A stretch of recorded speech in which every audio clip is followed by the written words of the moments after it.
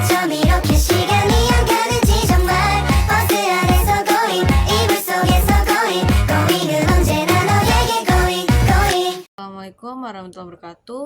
Nama saya Wineka Putri dari kelas 2 ayat 30, jurusan manajemen, Fakultas Ekonomi, Universitas Gunadarma. Di sini saya ingin menjelaskan tentang deregulasi bank. Pengertian dari deregulasi. Kata de artinya itu diganti atau diubah, sedangkan kata regulasi itu peraturan atau kebijakan. Jadi deregulasi bank adalah sebuah peraturan atau kebijakan yang ditetapkan oleh bank namun diubah atau diganti karena mungkin sudah tidak efektif lagi apabila masih diberlakukan. Tujuan dari deregulasi bank yaitu untuk menghilangkan atau mengurangi sebuah aturan atau kebijakan yang dianggap menghambat aktivitas ekonomi, khususnya dalam hal persaingan pasar bebas. Kekacauan sebelum deregulasi ini disebabkan oleh korupsi, kolusi, dan nepotisme yang merupakan korupsi terbesar. 5 periode perbankan di Indonesia. Yang pertama, sebelum deregulasi. Yang kedua, periode sesudah deregulasi. Yang ketiga, periode perbankan pada saat krisis ekonomi tahun 1997 yang ditandai dengan terbentuknya BPPN atau Badan Penyihatan Perbankan Nasional. Yang keempat, kondisi perbankan pasca krisis ekonomi. Yang kelima, kondisi perbankan terkini. Masa sebelum deregulasi. Pada masa ini, kebijakan yang terkait dengan sektor perbankan hanya ditekankan pada kegiatan-kegiatan usaha besar dan program-program pemerintah saja.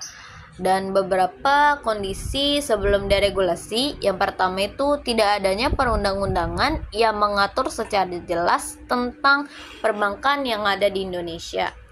Yang kedua, kredit likuiditas Bank Indonesia atau KLBI pada bank-bank tertentu. Yang ketiga, banyak bank yang menanggung program-program pemerintah. Yang keempat, instrumen pasar uang terbatas. Yang kelima, klasifikasi baku lapangan kerja di Indonesia ini hanya ada pada bank-bank tertentu saja. Yang keenam, jumlah bank swasta itu masih sedikit. Yang ketujuh, sulitnya untuk membangun bank baru. Yang kedelapan, persaingan antar bank itu tidak ketat. Yang kesembilan, birokrasi bank itu rumit. Yang ke-10, tingkat kepercayaan masyarakat terhadap bank itu rendah. 11, mobilitas pada masyarakat juga rendah. Ciri perbankan setelah deregulasi. Yang pertama, adanya peraturan yang memberikan kepastian hukum. Yang kedua, jumlah bank swasta itu semakin banyak atau semakin meningkat.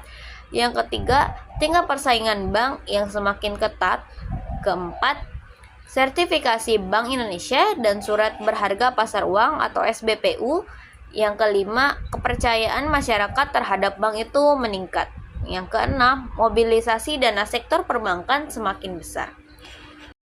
Perbankan pada saat krisis ekonomi tahun 1997, Indonesia mengalami gejolak politik yang kurang baik, di mana ini mempengaruhi berbagai sektor termasuk ekonomi.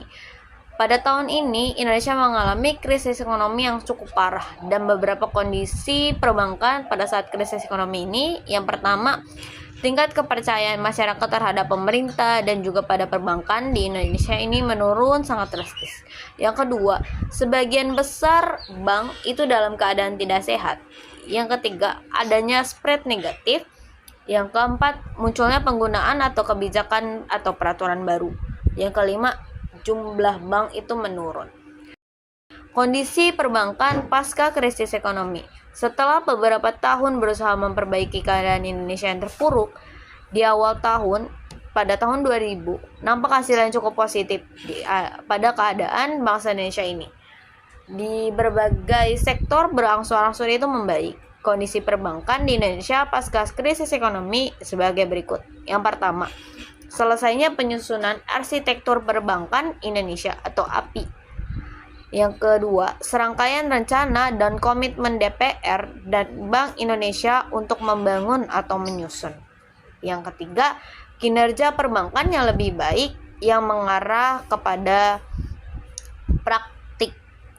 manajemen pengelolaan risiko yang lebih baik, struktur perbankan nasional juga lebih baik, dan juga serta penerapan prinsip kehati-hatian atau prudential banking yang konsisten. Yang selanjutnya ada regulasi Indonesia sejak tahun 1980. Memasuki periode ini, perbankan sebagai bagian dari sistem keuangan harus menyesuaikan usahanya dengan kebijakan deregulasi dan debirokratisasi di bidang ekonomi yang diterapkan oleh pemerintah. Pada paket deregulasi pertama ditetapkan pada 1 Juni 1983 yang dikenal dengan Pak Jun 1983. Dengan dikeluarkannya kebijakan tersebut, bank-bank dapat memperoleh kebebasannya dalam menentukan besaran kredit yang diberikan sesuai dengan dana yang dihimpun. Di samping itu, kepada bank-bank, pemerintah diberi kebebasan menentukan sendiri tingkat suku bunganya, baik suku bunga dana maupun suku bunga kredit.